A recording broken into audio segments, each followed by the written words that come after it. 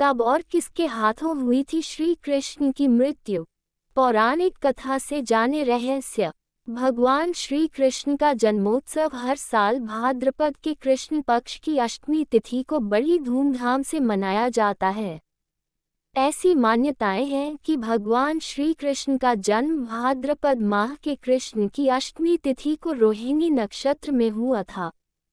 लेकिन क्या आप जानते हैं श्री कृष्ण की मौत कब और कैसे हुई थी? आइए जानते हैं इसे लेकर हिंदू धर्म की पौराणिक कथाएं क्या कहती हैं। मानव जाति और मानवता को नष्ट करने वाला कुरुक्षेत्र का युद्ध शांत हो चुका था। अपनी जीत से पांडव बहुत खुश नहीं थे। इस तबाही से उनका मन भी कहीं न कहीं विचलित था। इसलिए पांडव श्री कृष्ण के साथ दुर्योधन की मौत पर शोक जताने उनके अंधे माँ बाप गांधारी और धृतराष्ट्र के पास पहुँचे। दुर्योधन का शव खून में लथपथ पड़ा था। गांधारी ने तब श्री कृष्ण को दुर्योधन की मौत का असली जिम्मेवार ठहराया था। गांधारी ने चीखते हुए श्री कृष्ण से कहा, हे द्वारकाधीश, मैंने हमेशा आपकी पूजा विष्णु अवतार मानकर की, लेकिन क्या आज आप अपने किए पर जरा भी शर्मिंदा हैं? अपनी दिव्य शक्तियों से आप ये युद्ध रोक भी सकते थे। जाओ जाकर देवकी से पूछो कि बेटे की मौत पर आंसू बहाने वाली मां का दर्द क्या होता है, जिसने अपनी 7 संतानों को मरते देखा है। गांधारी का श्राप। गांधारी यही शांत नहीं हुई। उन्होंने श्री कृष्ण को श्राप देते हुए कहा, यदि भगवान विष्णु के प्रति मेरी श्रद्धा और भक्ति सच्ची है तो आज से ठीक 36 साल बाद धरती पर तुम्हारा भी अंत हो जाएगा। द्वारका नगरी तबाह हो जाएगी और यदुवंश का नामो निशान मिट जाएगा। इस कुल के लोग एक दूसरे के ही खून के प्यासे हो जाएंगे। कहते हैं कि गांधारी का यही श्राप आगे चलकर यदुवंश के सर्वनाश और श्री कृष्ण की मृत्यु का कारण बना। कई साल बीतने के बाद श्री कृष्ण के पुत्र सांबा गर्भवती स्त्री का वेश धारण कर ऋषि मुनियों के पास गए।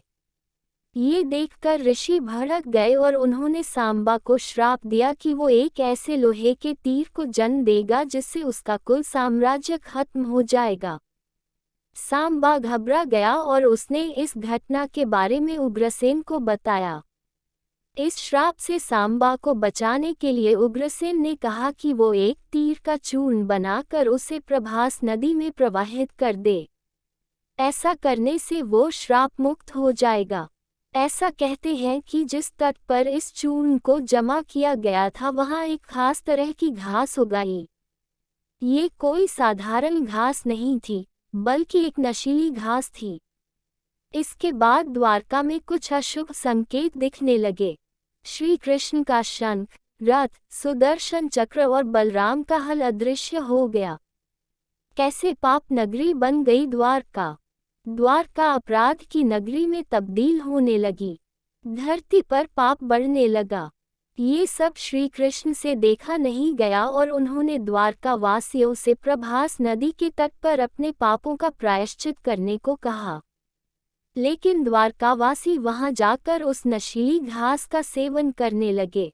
नशे में चूर एक दूसरे के खून के प्यासे हो गए। गांधारी का श्राप सच हुआ। यदुवंशी आपस में ही लड़कर खत्म हो गए।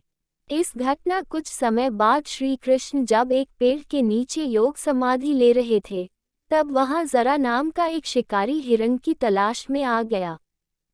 जरा ने झाड़ियों में श्री कृष्ण के हिलते पैरों को हिरण समझकर तीर चला दिया। वो तीर श्री कृष्ण को लग गया। इस पर जरा को बहुत पछतावा हुआ और उसने श्री कृष्ण से क्षमा भी मांगी। तब श्री कृष्ण ने उसे बताया कि उनकी मृत्यु निश्चित थी।